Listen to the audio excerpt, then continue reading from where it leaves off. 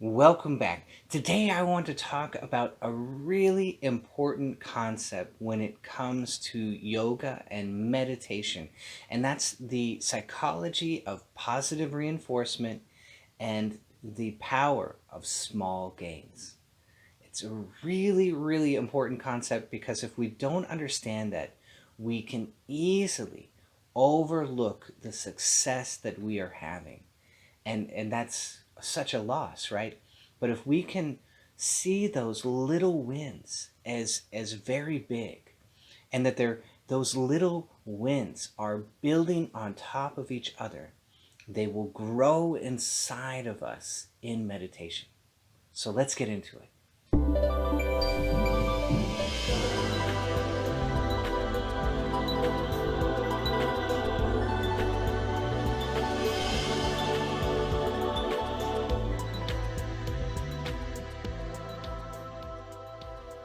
I think this first came home to me one time I was studying with my Qigong instructor, and he's a wonderful instructor. He was very easygoing and flowing. It was just so natural to learn from him.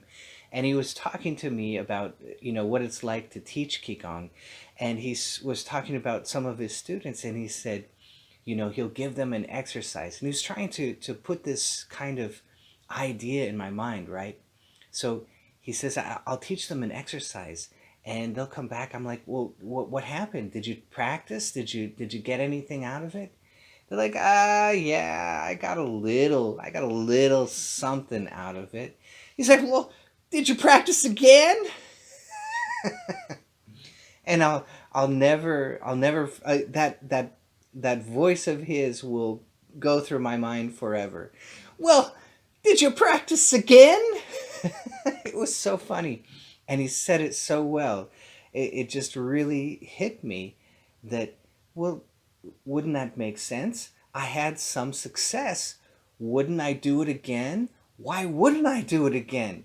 Am I missing the entire point? Yes, you're missing the entire point. If you have some success and you don't go back and do it again, you're missing out. You're missing out because you did a little bit and you had success. Some people do a lot and they have a little bit of success and they get very excited. So having success and building on that success and celebrating your win is huge, because that will reinforce your psychology to go back for more. And when we go back for more and we keep doing these positive things, so I go back, I do the heart rate variability resonance. Maybe my hands are a little bit warm.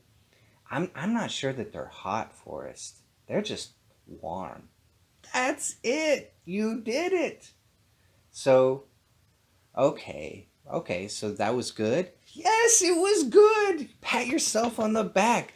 Have an ice cream sundae. Do something, blow up a balloon and put it in your room. Whatever helps to celebrate that win. Write it in your diary. I had this diary. Oh my God, I wish I still had it because I would show it to you. And I was so down on myself. And then years later, when I had a tiny bit more consistent success, I looked back through the diary. It just blew my mind. I was constantly down on myself, and yet I was seeing the spiritual light all the time. And I would draw what I had seen as a representation of the light, and it was just chock full of success. And all I could do was whine and moan. And I thought, how retarded. What's wrong with you, Forrest? Thank God you're out of that mode, And it really reinforced this idea that I was not thinking clearly. I was not seeing my own success. And so I really grasped this idea of small wins and positive reinforcement. And I went gonzo with it. And my meditations took off even more because of that embrace of small wins and positive reinforcement. So when you get a little bit of success and you come back and you do that again and again, so my hands are warm, good, okay, all right, write it down in your diary. My hands were warm. I did heart rate variability resonant breathing. My hands were warm. All right, not that huge, but okay, so I write it down. Good, okay. Come back again. My hands are warm again. This is great. It's happening slightly faster. Well, this is good. Okay, it happened a little bit faster. My hands got a little bit warmer. You come back again. Oh, my lips are tingling. Oh, I feel the pressure of the dorsal vagal complex. What Forrest is talking about. The rib cage rests on the dorsal vagal complex during the long out breath. I start to feel that pressure. If you don't feel it right away, try the rescue breathing. Make it really long out breath, and you'll feel more pressure on the thoracic cavity, which will rest on the dorsal vagal complex, and you'll start to feel this kind of excitement for no reason, this kind of tingly feeling along the dorsal vagal complex, especially behind the heart, because that's where the thoracic cavity is pushing on it, right? During that long out breath. You might feel it at the bottom of the spine. That long out breath pushes all the way down to the bottom of the spine. And so now I start to feel a little bit of ecstasy, a little bit of bliss, a little bit of joy, a little bit of tingly kind of pleasure, excitement along the dorsal vagal complex. Write that down. It wasn't huge, it was small. It was so small. But it's happening consistently.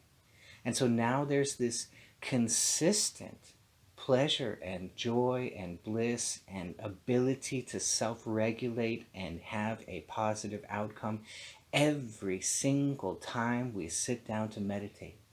And that's the power of the heart rate variability resonant breathing. It's a technique, when just done alone, that guarantees you're going to have some of this positive parasympathetic response. I say parasympathetic all the time. Sometimes I forget. Not everybody knows what that means. Okay, so the parasympathetic system is the system in the body of relaxation. So when we're in the sympathetic system, we're in fight and flight, right? And when we're in the parasympathetic system, we're in healing and we're in relaxation and calm and that wonderful aha feeling, right?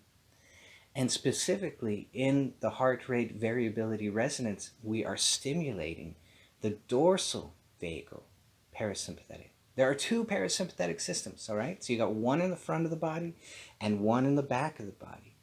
And in meditation, we're stimulating that one on the back. Now that can have a reflexive action when we come out of meditation. It will be in the front as well. So now we're relaxed as we are out in the front parasympathetic system. But when we're in meditation, it's the dorsal vagal complex. That's the deep parasympathetic system, the old one, with all the old answers. And that's one we want for deep meditation. So we keep accessing that, we keep accessing that, we keep accessing that. It's a little win. And you're reinforcing inside of your body this habit. And the habit becomes more and more and more powerful. And it's just like lifting a weight. The muscle grows. And so the ability to access your dorsal vagal complex becomes stronger and stronger. And that little bit, it begins to grow all by itself. So there's not only psychology, there's a mapping taking place through your central nervous system. And you're starting to map your way into these deep states. And it's so small at first. And this is why I love this Bible quote, right? God comes like the thief in the night. He doesn't come like he doesn't come to your front door and slap you across the face with truth. Sometimes. But most of the time, he comes like a thief in the night. Just these little things. My hands were hot and heavy. I felt this tiny little tingling. My skin tingled a little bit. My dorsal vagal complex is tingled just a little bit in the body. These are positive feedback. You're turning your body into a biofeedback device, and you're getting these positive little things, and they're not that big at first. That's the thief in the night. It came like a thief, and it was so small. You get that tiny little inner voice that tells you go left instead of go right. Yeah? And you go left, and it was just this tiny little voice. But man, aren't you glad you turned left, because that was the direction you needed to go for your life. So that positive reinforcement of those tiny little things, we just build and build and build, and before we know it, we've mapped our nervous system. You know, sometimes you'll sit down in meditation and boom, it's just, I'm so deep already. I just sat down, I didn't do anything, and it's a boom. It's so funny. So I come into meditation one time, and I'm breathing, and I'm doing the heart rate variability resonance, I'm doing the Kriya, and all of a sudden, boom, my whole upper chest just went into the freeze response so fast. I'm like, whoa, okay, we just went from 0 to 60 in my meditation. I wasn't quite ready for that, but I'm cool with it, okay? And so that can happen, and that's one of the reasons. Progressively, the more you can breathe low in the diaphragm, down towards the bottom of your body, the lower you can breathe, the more successful you'll be in heart rate variability resonance and all these meditative breathing techniques. The lower you can breathe, the better. It's very, very helpful. And that's what the freeze response will do. It'll freeze out the chest. So the more you can isolate the chest and not move the chest, the more the breath is going to be successful. So I went into meditation, and the habit of it all, and the freeze response, it just came on very strong, just went, and the whole chest just froze out. And so the breath became the tranquil breath, just like that. I'm like, whoa! Luckily, I didn't break out of it. Sometimes you'll be going into a state, and it'll be so powerful and so strong, you'll just, oh, I wasn't ready for that. And that's okay, because we're using these tools that work every time, and we just keep coming back. And whoa, okay, here it is again. And our shock is not so big, right?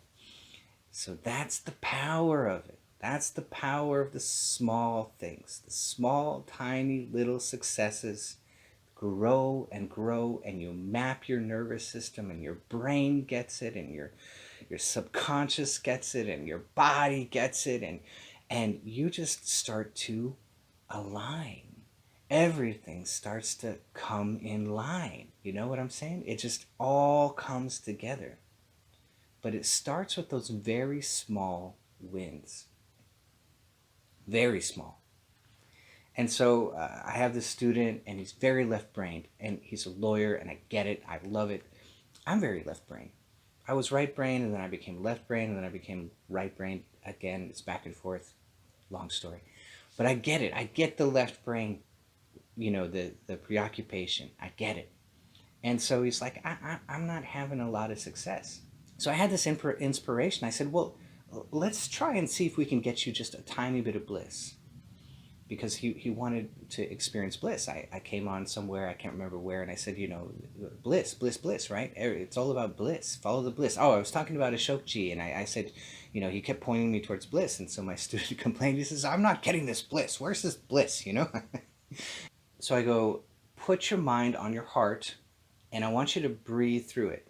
And so, you know, mentally what that looks like to me, and I don't mean to visualize, what I mean is the concept of it.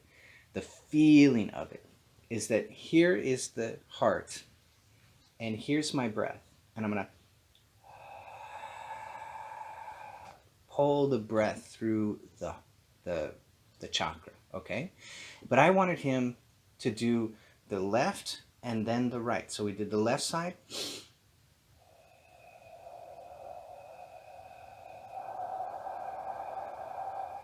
and then the right side.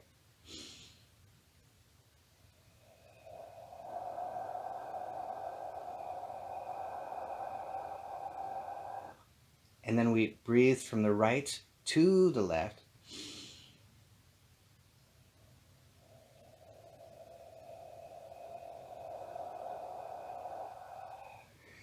It's tickling already. And then from the left to the right. and I just, my heart is full. I'm full of joy right now. Now his response was smaller because he's building those tiny little bricks first, right? And so he goes, do you feel anything? He goes, I felt like a little pleasure. I'm like, that's it. You're connecting to the bliss. This is huge. And he goes, oh, okay. So that's it. I'm like, yes, that's it. You're connecting to it. It's small, but there you're connecting to it. And I was so happy because he's so left-brained. And in 5 minutes, we got him to a small perception of bliss. So now what do? We keep doing that. And it's going to map the nervous system. And we're going to connect to that. The heart is so easy because it's a projection of the left amygdala. So once you're done with the heart, go up to the throat because it's also a projection of the left amygdala. And now it has other projections as well, but that's the core of the heart and the throat. So now do the throat.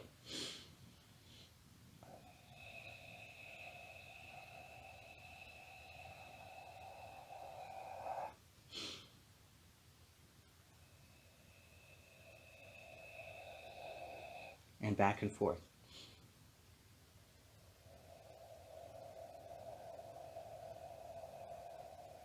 You feel that little bit of bliss. You might feel some come up from the heart to the throat.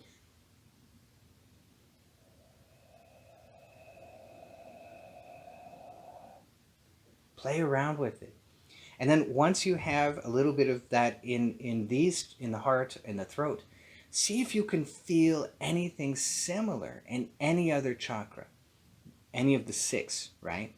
From the medulla to the coccyx. So go down to the 3rd chakra, go down to the 2nd chakra, breathe through them, breathe through the left, breathe through the right, breathe back and forth. See if you can feel, because the dorsal vagal runs all the way in front of the spine. And so anywhere along the spine, you should be able to feel that if you dig deep enough, okay? And it's easiest in the heart. That's where we begin.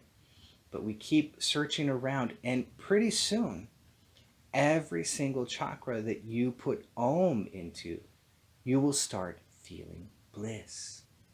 Every single one. So I put Om in the coccyx, I put Om in the 2nd chakra, I put Om in the 3rd chakra, I feel bliss.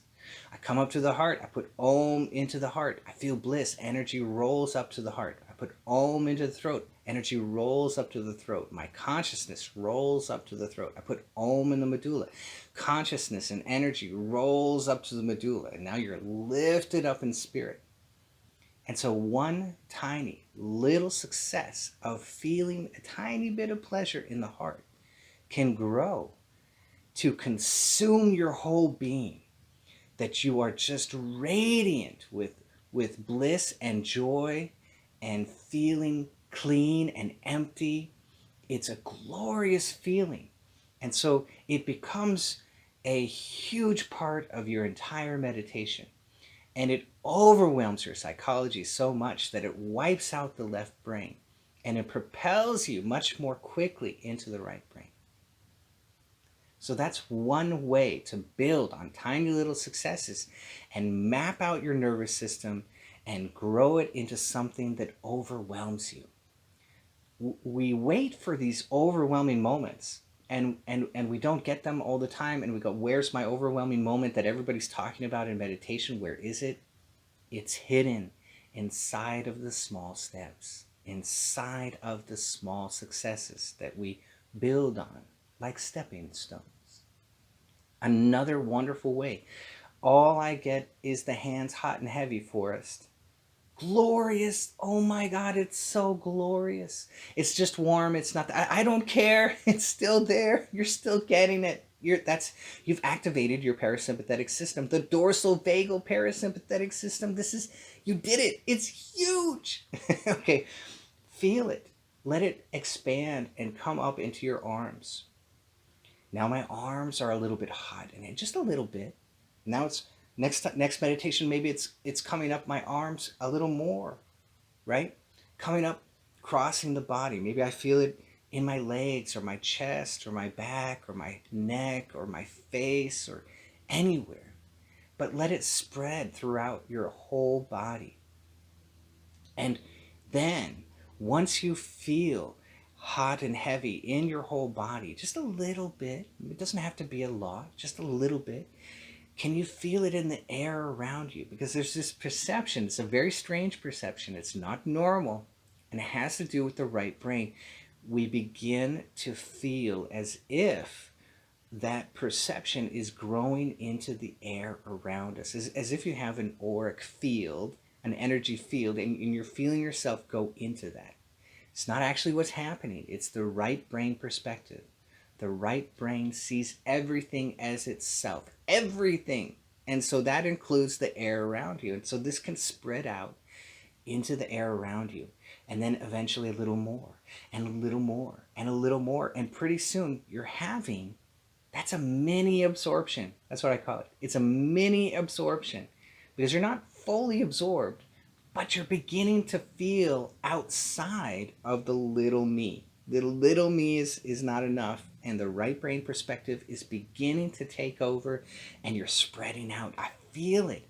I feel energy, or I feel, the air is thick, or I feel that hot and heavy. I actually feel like it's in the air around me. It's an amazing way to bridge such a small little success to a big success. So whatever tiny little success you get in meditation, whatever it is, I sat very still. I sat very still and I felt a tiny freeze response. Oh my God, if I could explain to you how huge that is. All I got was the hot and heavy. Oh my God, you did it. You had success. You activated the dorsal parasympathetic system. Oh my God. It's huge. It's huge. Go out, have a chocolate sundae, do something to celebrate your success because you're doing wonderful. Most of the yogis, I got yogis, all I got is the, the freeze response, the tranquil breath, and the roll up into the brain. I'm not going into, are you kidding me? That's like a lifetime of work. and they're getting it in like a month or 6 months or a year of practicing the heart rate variability, resonant breathing, and the Om Japa and the chakras and the other things that I prescribe. And I'm like, do you understand? Do you understand how big this is? It's huge. It's huge. Okay. So, almost all of, and if you're just getting the hands hot and heavy, again, it's huge. It's huge. It's not hot. It's warm. Okay. It doesn't matter. So I hope you love this. I hope it encourages you tremendously. Almost every single yogi that I talk to, you are doing way better than you know. So keep that in mind and go have a chocolate sundae and pat yourself on the back and write it in your diary and celebrate your success because you're doing so well.